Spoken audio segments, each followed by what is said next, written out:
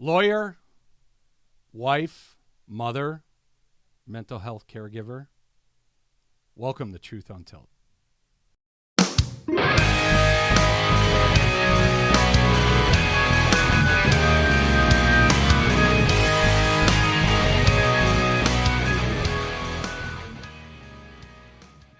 Hey, welcome back to Truth on Tilt. I am here with Carrie Richards. That's how I know you. Okay.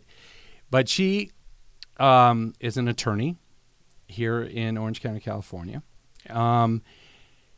We've known each other for 15 some odd years minimum. Yeah. Some fascinating things about Carrie. She was very actively involved at the school where my children were at.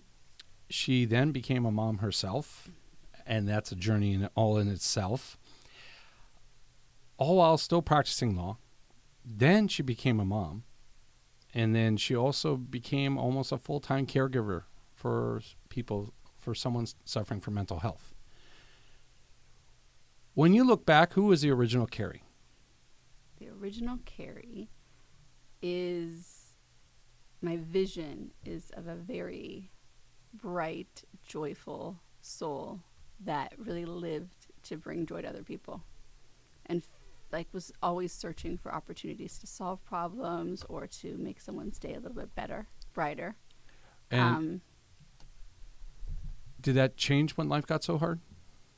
It made it harder.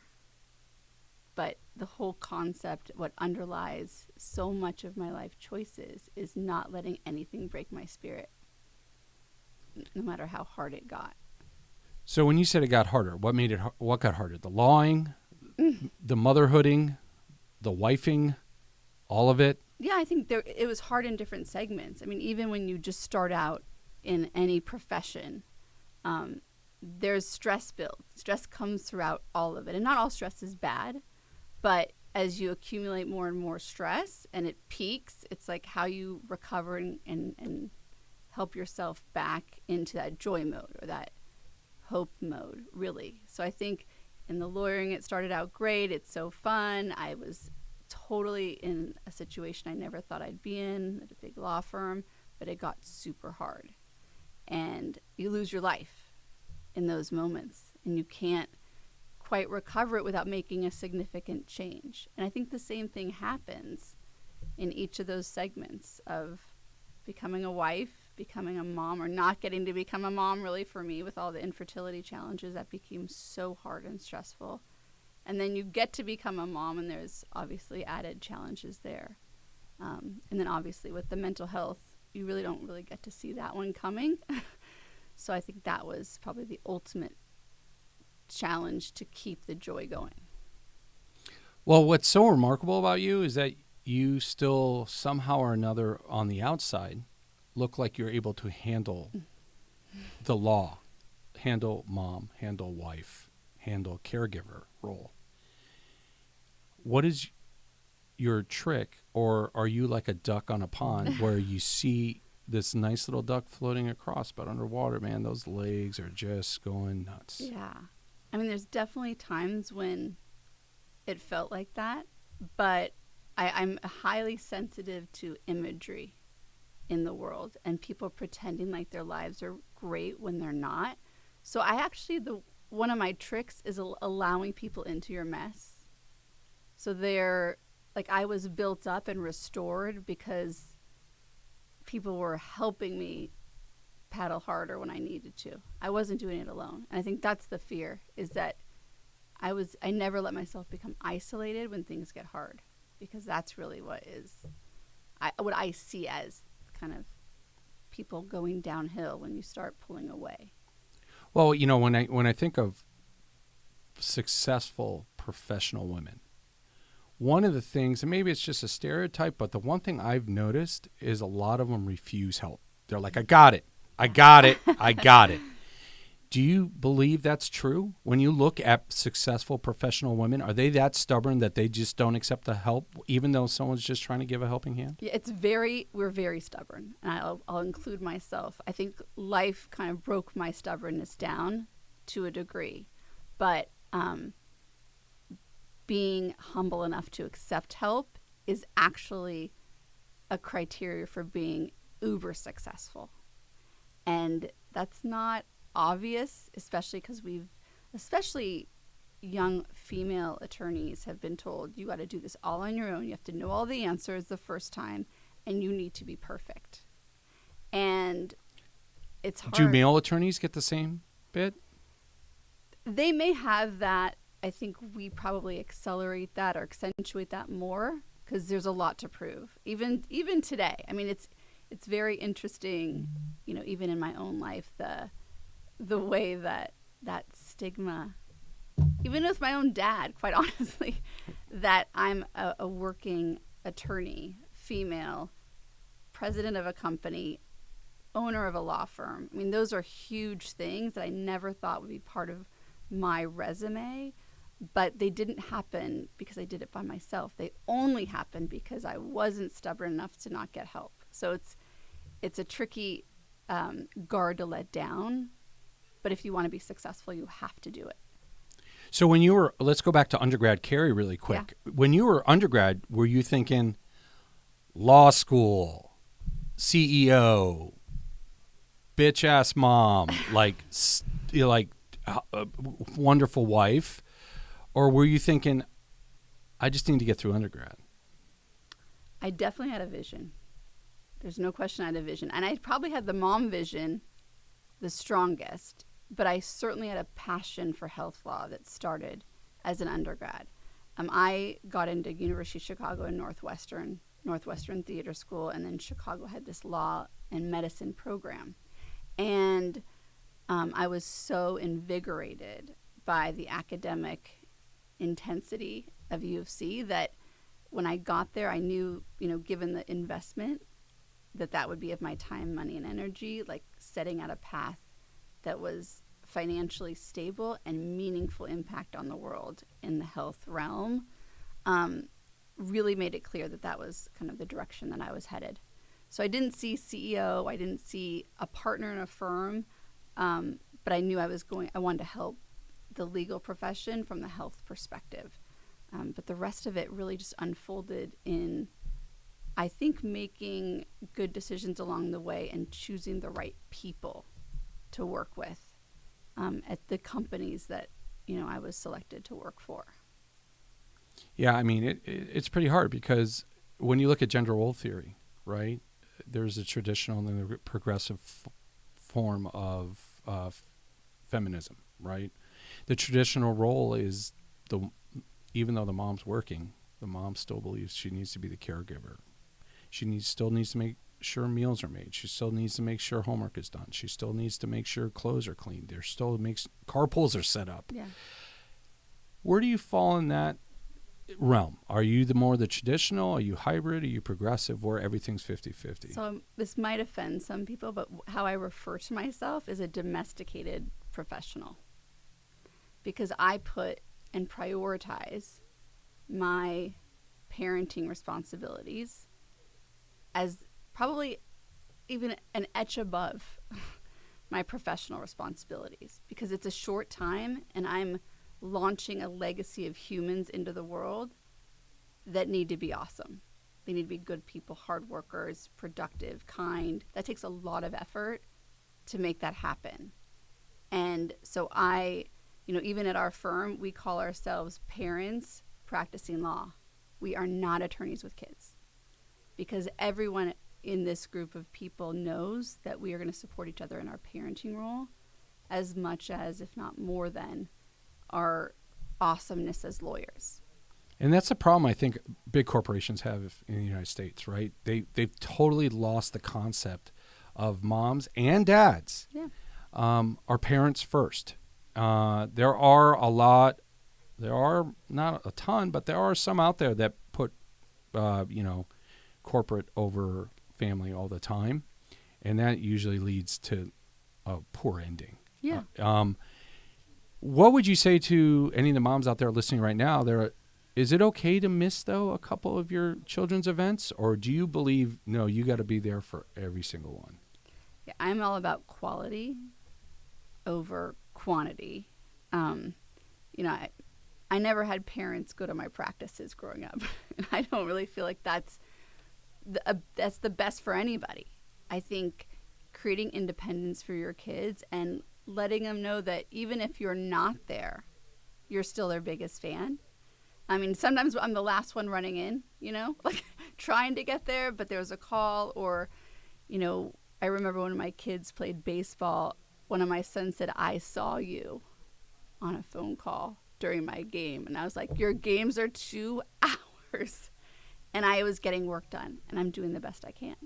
And I think, it'll be interesting to query them to see the effect of that.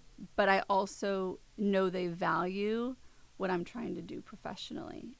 And that is, instilling in them that you can love on your family and be present to them, and finding quality time with your kids is just, I don't know if that's at a game. If that's your love language as your kid, then you should show up. But we've created other things that create connection that are meaningful for my child and for me. So you have to be flexible, I think. And in that question, though, what I want to say to all the moms out there is, like, don't be so hard on yourself.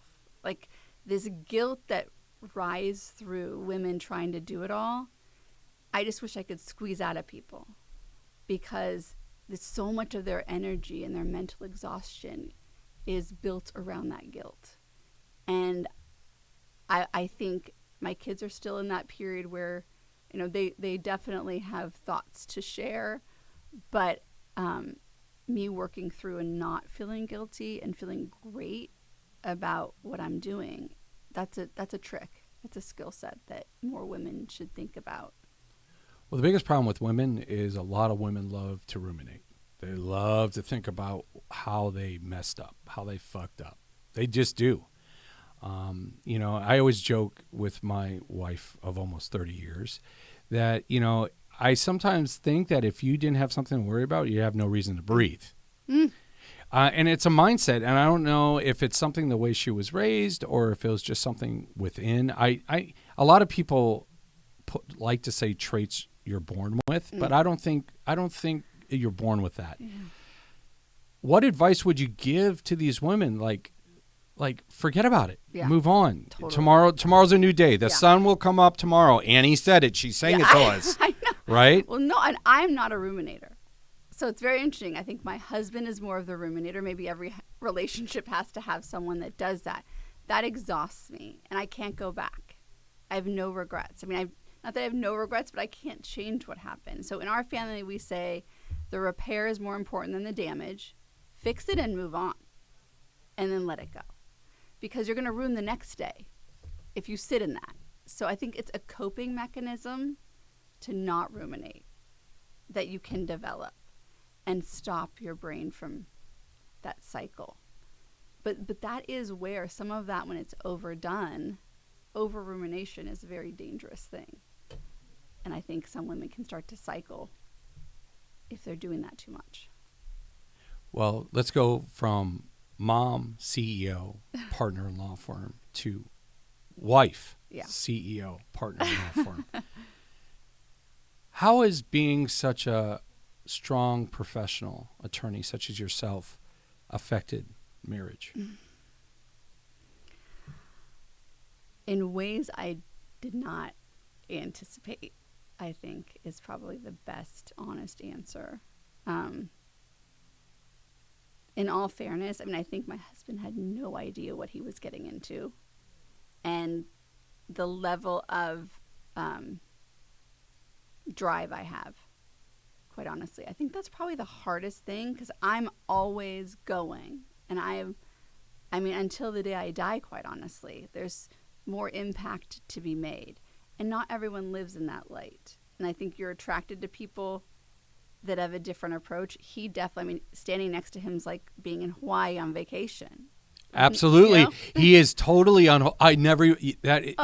He's like that chill surfer. Oh, it's like relaxing. Is like saying, it's so opposite of how life is in Southern California. You think of it as like he lives in Bali or lives in Fiji. Yes. But those that were raised here in Southern California, I feel have that mentality. Though, especially the guys, like the group of guys I hang out with, you can tell the ones that grew up here and the ones that are immigrants to California, because I feel as if California, if you're not grinding 24/7, you're losing. Yeah. And I love and respect the fact that he's able to do that. It's so interesting. It's really it's a skill set. It's a totally, and so I think when I think of wife and our relationship and the impact of being married to someone like me for someone like with his genre of being, it's not easy. It's not. I mean, there's a funny thing called 75 hard. I don't know if you've ever heard of this. Oh, absolutely. Okay. So I was doing it, and I was talking to someone about it, and they looked at me and like, tell me that, you know, your husband is not doing this. I'm like, oh no, zero interest. And it's like, but that's the kind of thing that he thought that was the craziest thing that ever was created. But I loved it, you know. It was mental toughness, you know. I want to be challenged at all times, but I married someone that I'm enough of a challenge, I guess, for him. Well, you know, I retired from veterinary medicine in December of 23. And by August of 24, I looked at my wife. I'm like, I'm not dead. Yeah. I need to go do something. So are you ever going to get to the point, you think, where you're going to be able to just shut it all down and just live that husband type lifestyle? I doubt it. It's not for me. I mean, I think, you know, everyone talks about the stress and you should take a vacation or you should do all these things to like decompress. To me, when I have a cup of tea at like 2:00, like quiet before I pick my kids up, I get bored after like 7 minutes. Just like I know it's something to work on and there's benefits to meditation, but like I'm always going to be doing. And that's just part of who I am. And it brings me joy. I wouldn't do it if I didn't love it. That's the other part. It's not like I'm burdened by my job. And the way that our firm exists, it is in a way that is sustainable to avoid burnout, to allow you to enjoy the practice of law, which is a real blessing that I don't see an end date. I don't want to end. Well, I mean, the thing is, it sounds like you're 24/7, right? You never shut off, which I have to admit I suffer from as well. But are you ever afraid that you're going to just come crashing down yourself? Or is there part of you that's like, I can't because there's too much writing on me? Well, I've really, like 5 years ago, I would have probably said totally. I live in fear of that. But I don't live in fear of that because I've learned how to inject self-care into my life at a tempo that really works for me, but allows me to continue to grow. But it only can last 7 minutes, or else you get bored. 7 minutes is tough. It's a long time, right? But there's different things I do besides sitting in quiet. I mean, I love like walking on the beach, or you know, there's so many ways that you can infuse what, you know, a pulling away from the stress. And I do that daily, you know, because I think that is important because I want to live till I'm 100. That is a goal. So, in order to do that, you have to inject places of like being healthy, eating healthy, moving your body, all the things, you know. Well, you also have to be able to show yourself peace somehow, some way. Yeah. You know, because believe it or not, it is a real thing. Cortisol is a big problem. And there's a theory called allostatic load theory where you have chronic low-grade cortisol, and it leads to brain issues. It leads to heart issues. It leads to kidney problems. It leads to diabetes. It leads to weight gain. It leads to all those things. Yeah. I love that you said that you have to find a way to just get away somehow. That doesn't mean sitting on a chair. For some, it might be sitting on a chair looking at the birds flying outside.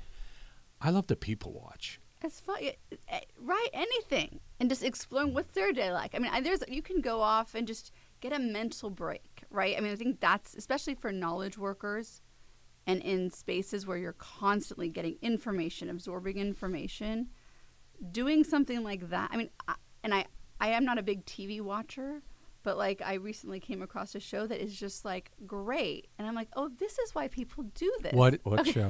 What show? What show? 4 Seasons with Tina Fey. Oh, 4 Seasons. Yeah. Yeah, the one that's on Netflix right now. Yeah. You know, that one to me was phenomenal, but very uncomfortable to watch as well. I love it because it's real. It is uncomfortable. Like relationships are so, and honestly, you feel so alone in how complex that they can become. But you're not alone.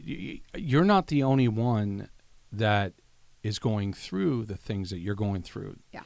There are a lot of very, very successful professional women and are excellent moms. My wife is an example. You're an example. So how do you reach out to these people? Because again, you brought up that stubbornness. Mm-hmm. It is important to surround yourself with the same values you have. Do you agree? Agree. Yeah. What's your biggest value now versus younger Carrie? I mean, it's still joy. I'm a joy seeker, hope dealer. Like that's my jam every day. That's what I'm trying to do. And framing a day that provides opportunities for that is my focus, even as a lawyer and even as a mom. I don't see joy and being a lawyer going together because I hate to break it to you, but a lot of people don't look at lawyers as joy seekers. You're missing out. Like we have client commandments as a firm, and I think it's number 1 or 2, is to be a day maker and finding a way to connect, because the people we're working with are hardworking in the healthcare. They're CEOs. There might be an in-house lawyer. They need joy too. What they're trying to accomplish is hard, but we can deliver our guidance. We can advise on how to solve their problems in a way that is uplifting. There is a way. I've been doing it for 25 years, and I feel like other people would enjoy being a lawyer more if they figured out a way to do it with more of an uplift. And the way you do that is by coming to the table, being healthy, feeling good about yourself, being able to give good energy. But a lot of lawyers are beat down and exhausted. So when I say this to them, they're just like, you're a crazy lady. And I understand that. But I've been there also.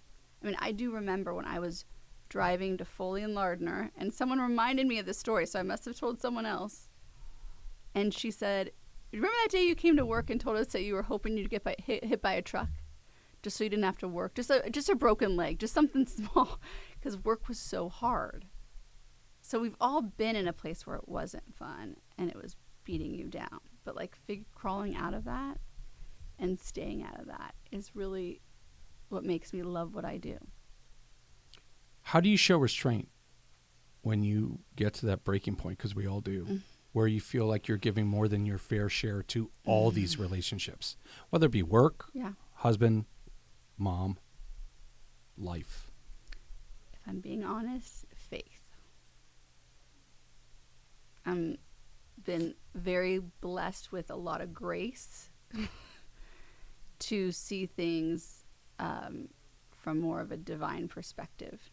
That, what our goal in a life, hardship is required to get to heaven, is how I navigate those days, whether you're a believer or not. That's how I push through to the next day. And I find a lot of strength in knowing that people in my life have sacrificed tremendously for me to get to where I am, and now it's my turn. But your turn has really been filled with a lot of heavy burden. Yes. And somehow or another, in the middle of all this, you decided, I'm going to write a book. I know. Do you want to tell the listeners basically what the book's about? Yes. So I am writing a book about how to care for the mentally ill without becoming mentally ill yourself. And it is based on my experience caregiving in the space and what it took in order to be present, be a caretaker, be hopeful when things were pretty crappy, And it really started out as the concept of giving tips about how to self-care, how to help your children understand mental illness. But and I had been writing it for probably over a year, but I actually had a experience in the last year where I started to experience my own mental crisis. Very amateur signs of what I call depression or anxiety, where I was having physical symptoms, just overwhelm. And which one do you think was the overwhelming part? If you were to put a weight, I mean, because everything you're carrying, yes, is huge. I think building the house on top of all those things put me over the edge. And I loved building the house, but I think when we re-entered into the house, it wasn't this rosy experience. Even my kids and my husband had to transition, and they weren't walking around saying, "I love it. You're so amazing. This is so awesome." They're like, knowing you were probably like, "Okay, let's sell this fucking totally. thing. Let's get out of here. I'm done. I can't do this." Yeah, it was so hard. So I think that really put me over the edge, because I spent 5 years on top of all the other things that I do as part of my life. And the last year, and just the financial stress, the decision stress on top of, in that same year, we moved all of our kids to different schools, and it was a lot of transition. And COVID was going on during all that? That was right after. So it was a lot. Yeah. Wow. That is incredible. That pushed me. That was the overwhelm, I think. So as the mental health caregiver, do you ever feel isolated? And if you do, how do you deal with that? I think I felt isolation when I felt like I was burdening the people that were helping me. Because, mental health doesn't happen for 2 months and then it's over. I've been experiencing this for 10 years, almost 10 years. And so, I feel like sometimes you want to isolate when these people that have been there for you are hearing the same thing for the 50th time. And then you kind of retreat into your own cocoon, which is not good. But I don't get to stay there very long because I have crazy Italian sisters. And well, your book really delivers a powerful message, because keeping your own sanity is just as important as helping someone who's going through the mental. I think right now, when you're looking at what you're doing, I still am awestruck that you're able to somehow or another balance all these things. It really is remarkable, and I high five. Right? Are we allowed to high five now? I don't know. I mean, you can. We can knuckle. But I think there's not, and I love, one of my dear friends talks about balance, and it's kind of bullshit. But how do you get through the guilt of saying, hey, I need space while you're going through all this? Because you need space too. Yeah. I don't think you get space. I think you have to resort to different ways, of healing yourself in the process. The broom closet. Right. And we were living in 900 square feet, so there weren't a lot of choices with 5 people and 4 animals. There weren't choices. But I think, I think that's where, for me, going outside, being in nature and trying to just be away from it. And even if it's, like I said, 7 minutes, I didn't get a lot of time because there's a lot of human beings involved. So as you've been a mental caregiver, how has that put a strain on the rest of your relationships? Well, I think the hard thing to overcome, especially because it was my husband that, I was that has dealt with the mental health challenge, is to stop being a caregiver and to get to be a spouse again.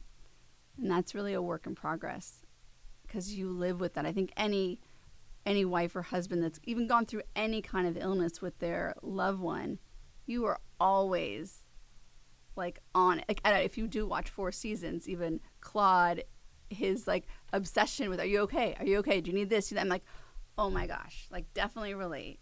I mean, it's, there's obsession with caregiving, and you can't pull back. I mean, the other movie that or character that is Joy from Inside Out. I don't know if you ever watched those movies, but man, the second movie really will, if you want to know me, watch the second movie. And I was like sobbing in front of my children watching this character just trying to like, because part of when you start facing mental illness, you want to stop it.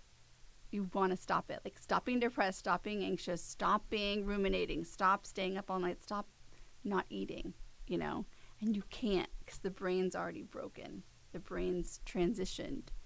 So I think that, like, if you the anxiety that and the overwhelm that came for me in my role as a spouse was like that level of, I was like almost anxious joy, you know?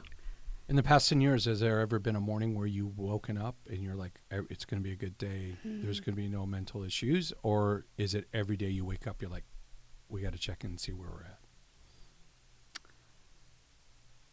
I mean, I start every day with it's another chance to be healthy. Like I really cleanse through the night, but anticipating that there will probably be a moment that puts me in like a PTSD state or creates worry.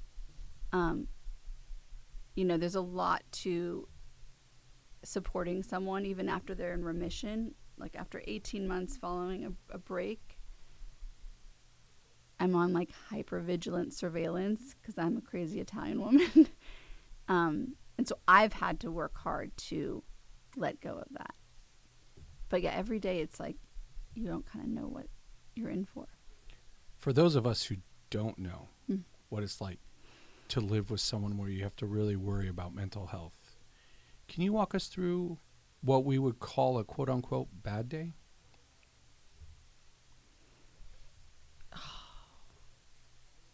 I mean, the worst days are when they don't get up. And I think one of the biggest epiphanies I had about mental health is that the opposite of depression, it is not joy, which is what I thought. The opposite of depression is energy.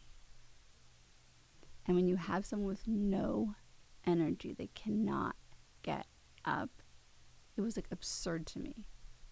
And I have 3 children. At that point, they were 2, 3, and 5. Trying to like help them navigate where their dad went and why he's not getting out of bed. Those moments were the hardest for me because it wasn't just about me.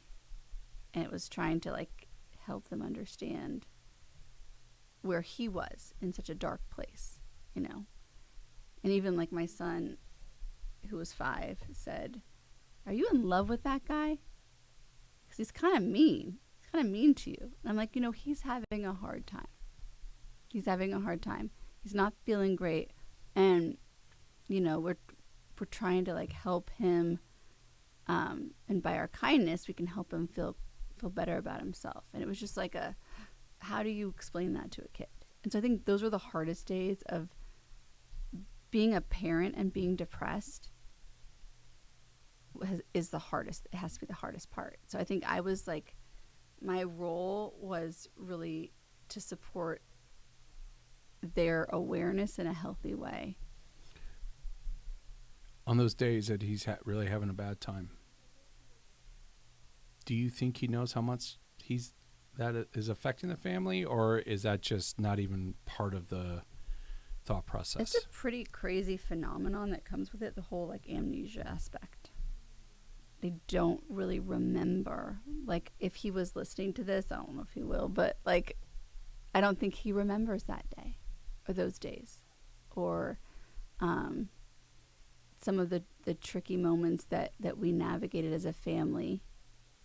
It's just it's hard, and I don't blame him. And I'm glad that I think that what I've been told is the brain protects itself from that trauma. And I mean, I wish I could get a little of that, but I'm glad it protects him because he's, you know, still recovering and overcoming that experience.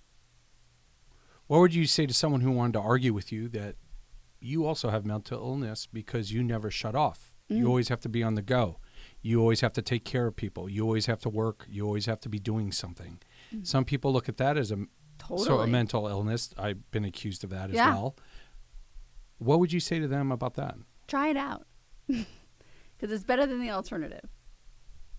But I totally, and I've gotten that feedback. And that's even my 7-minute tea break. You know, that's me trying to listen to that person.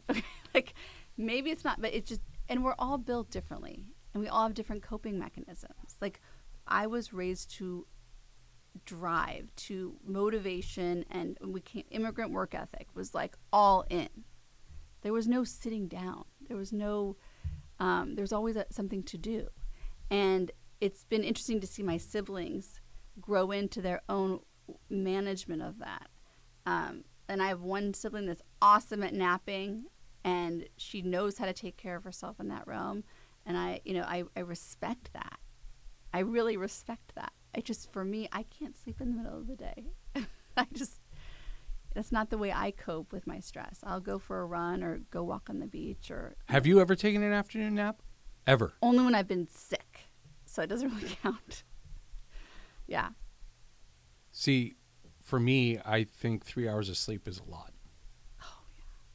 See, I used to be like that. I'm up to 7, 8. That was actually a huge, to me, that's a sign of health. Because I used to be able to, like, work. I'd put the kids down at 8 and work till, like, 1 or 2. If I could push through to 4, I could go all the way. But usually I'd fall asleep from 4 to 7. How do you make sure your kids don't carry the emotional toll of what's going on at the house right now? I think the number one thing that's helped me is almost like energetic healing on my own, to process what I've gone through therapeutically, and also to be very open about it, of what's happening. They're aware.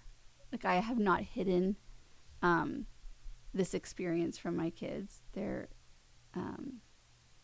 and the way we described it is probably modified given when their ages were, but like we did describe that, Dad's brain's broken. It's been broken before. There's medicine that heals it, but here's what's going to happen. Here's what you might see. And I think it's made them incredibly empathetic. I love that they'll reach out to people that are suffering, and they're not afraid of vulnerability. So those are like the good takeaways from pain that, I'm sure they could share what it was like for them, especially Shane. Because I go back to the fact that your son talked a little smack to you because you were on the phone during a baseball game. How do they react to when Dad doesn't show up because he's having a bad day? I don't know if they remember. I mean, and because of his job versus my job, I'm usually the one that can show up, right, more readily. So there weren't gaps in the times when he was really sick, when he wasn't able to work or wasn't able to be present for those things. Like, I don't know their level of awareness because they were always used to me being there. Have you asked them? I haven't. It would be an interesting conversation. And it was funny, I asked my son Thaddeus if he would come on the podcast. He said, only if they conceal my identity and give me a different voice. Like, sure. Oh, we're gonna go like deep. some like Dateline shit on him. Questions, yeah. Yeah, I mean, it's amazing how resilient kids are. They are, and they are so resilient, and they also, I mean, especially for me, they'll call me out. Well, I was gonna ask you, do they call you out, but not their dad? Yeah, I mean, they'll call both of us out now because they're in that teenage realm. But the fun teenage realm. Oh, I can't wait. Oh, it's amazing. It's going to be such a great ride. Fun. I can hardly wait. Especially when you're like 50 years old. That's real smart. I know I asked you a little bit, but I'm going to get back to this now that we own the mental health piece. Because I can imagine dealing with someone with mental health being a completely different form of burnout than law. that can be a different form of burnout than being a parent. How do you protect yourself from that emotional toll of burnout? Because when you talk about burnout, there's three parts, right? Depolarization, isolation, emotional exhaustion, and a lack of self-worth. Mm-hmm. When you're dealing with mental health, it sometimes feels like it's a losing battle. Oh, yeah. Could you tell the listeners what, because I'm pretty sure you're about to hit the wall a few times, what you did? It's definitely hard to explain this in a way. Hopefully, I don't think it'll offend anybody, but there's a place where you have to let go, especially with depression and someone in that dire of a state, especially when it's an adult. This does not apply when it's your child, because I've also have plenty of friends that have dealt with it when you do not get to burnout because it's your kid. With your spouse, there's this place of, well, especially in Orange County, if it's uncomfortable or if it's like too exhausting, I can always just like walk away, right? Like there's that vibe that gets presented as a solution to your burnout. Do you think it's too easy to walk away? I don't think you're of the mindset. You're too competitive. I was not. It's too easy to walk away for you. Yeah, there's no way I was. I just think that was sort of, as a lawyer, so everything siphons through this hole or sifts through, you can do nothing, right, and just burn out. And then your kids have no parent. That's not a great plan. You can leave and take your kids, but then you're leaving someone that desperately needs you, because I am an egomaniac and I truly believe that there's no one that could take better care of a person in that state than me. That's the reality. You are very competitive. You got to be. I mean, you went to the University of Chicago, right? That's. I didn't do OChem, but yeah, I like to work hard. Yeah, but I mean, you got to be competitive to reach the level where you have in your personal life, your business life, and your mommy life. You still got to be competitive. And I look at nowadays, I think it's just, do you think it's your faith as well? Your spirituality that doesn't let you walk away? Yeah, definitely. Because I take that seriously.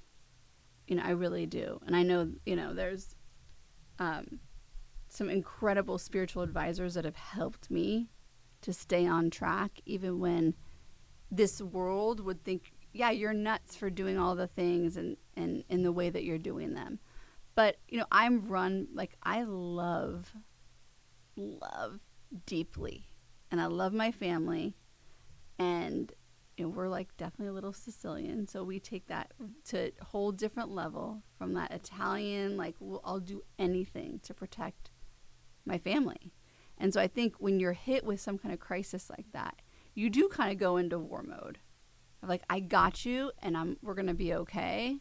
And we were like a wolf pack, and my kids were like doing all the things with me, because that's a community that we created and that I want them to model. So, I look back, and it's not about winning as far as being competitive, but it's about loving the most.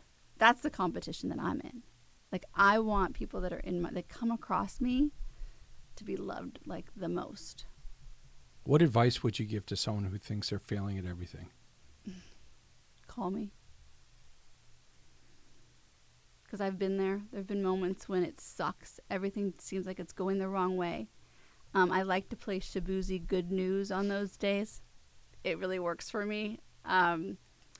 But there is hope in it. The thing is, there's people that have felt exactly like that all the time, right? Like, it's so sad. Like, it doesn't, what makes me the most sad is that people feel like that and don't have anybody.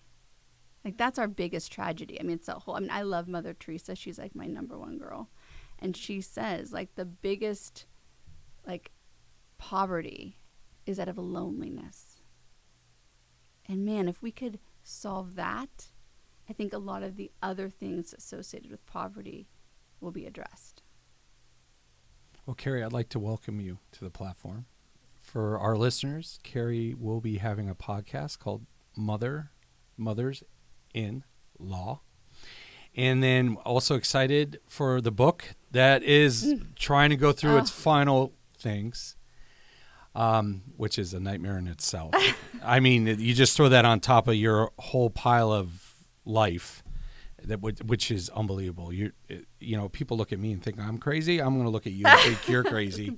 No, I don't mean that in a bad way towards what you're dealing with, but I'm very excited for what you're going to be able to bring to the listeners. Thank you. I think going through everything you've gone through, you can answer so many questions for so many people, whether it's just a younger woman who wants to be a lawyer or a young woman who is in a law firm but wants to get married, or a professional woman who's really loves her career but all of a sudden found out she's pregnant, right? Yeah. Those are all things you can help with, and those are all things we all deal with every day. Last question is, what's the one message you really want listeners to take from today? I mean, I think my key message for anyone in those situations is like they're really as cliche as it is, like that there is always hope in so many ways to achieve what you want to achieve. If it's motherhood, if it's lawyering, if it's both, they all come with unexpected challenges, but there is usually someone else that you know that's gone through them and can help you. And I do think, like, going back to don't be so stubborn and allow yourself to be vulnerable to get the help that you need. Well, I am in my part of my career right now. I have no problem calling in favors. I had a hard time for a long time, but you learn pretty quickly that, number one, it takes a village to raise a family. Totally. And where we live is absolutely incredible as far as that. And I've also learned that now, starting yet another business, which I thought I'd never do again, I'm calling in all my favors that I can, because I don't want to go to the cemetery with favors. Yeah, and people want to help. I mean, they want to be part of goodness. Like, that's the other part, is that, like, in my view, even like in my career and all the things I've been able to do, it's because people want to be part of something that's bigger than themselves. And that is a gift. I mean, you think of it as bringing them into the fold more than you asking them for a favor. I just thought of a question. You took me down a rabbit hole. I'm going to ask it. Okay. Because you and I think alike. Have you found fulfillment, and what will bring you fulfillment? I definitely feel like I've found fulfillment. And I do think, like, one of the biggest fulfilling things is being a mom, without a doubt. And I knew that from an early age, but as much as, you know, my 14-year-old is awesome and challenging, I do thank him regularly for allowing me to be a mom, because it's been so fulfilling and it's affected so many other things. It's made me a better lawyer, a better person, a better helper, quite honestly. So that's where I think I see that as sort of the launching pad for true fulfillment in my life. You know, I was thinking, when I left veterinary medicine not feeling fulfilled. Mm. And I was wondering if it's because I have a wonderful wife and a marriage that I absolutely adore. And I had 2 very successful practices. And I have 2 daughters out of 3 that are, one has a master's now. One's about to graduate from Arizona State. And I have another one who's a stud water polo player that hopefully will follow her dreams and her passion and play water polo at the next level. Amazing. So I was looking for something else. Mm. And having these types of conversations with people like you is what it's so awesome. This has been fulfilling. It's so incredible, because we don't take the time to sit down and talk anymore, to just even reflect and share. We should do a podcast just fully on text. Let's do it. I love it. Okay, thank you for listening, everybody. Again, Carrie, welcome. Thank you. I am so It's been a excited to work pleasure. with you, and we'll talk to you all later.